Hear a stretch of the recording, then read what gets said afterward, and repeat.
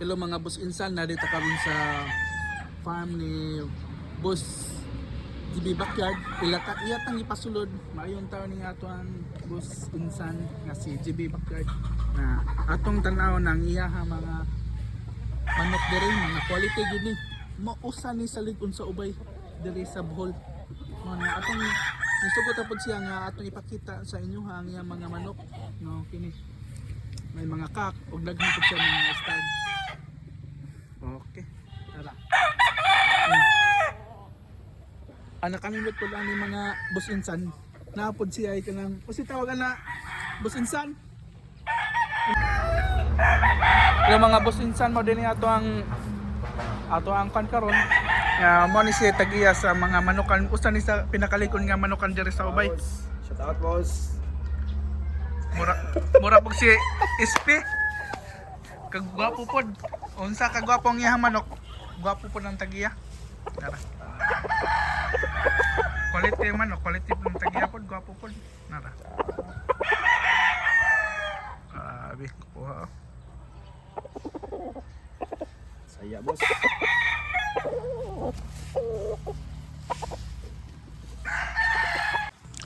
Mao atong giingon nga napod siya ay Kak House mga boss insan GB Backyard og makita nato nga naa siya inilog og biya. Mao ni iyahang facilities arang kanindot anhi siya magkondisyon, magpasuga-suga sa iyang mga manok.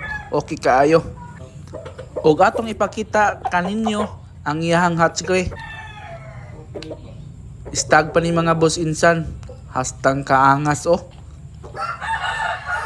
Ganahan dun ang manok ani maglakaw-lakaw mga boss insan, murarag na sa galyera ba tungod sa iyahang Kak House nga arang kanindot.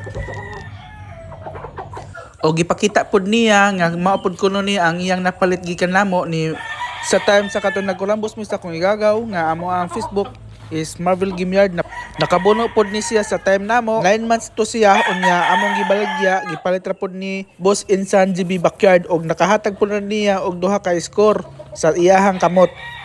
Nahog og nakatulon na ning manuka.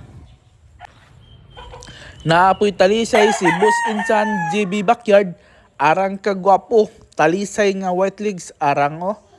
Grabe. Angas kayo. Lupig pa ibigiminta ni.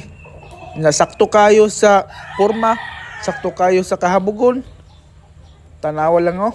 Astig, quality. Basta manok ni GB Backyard, quality.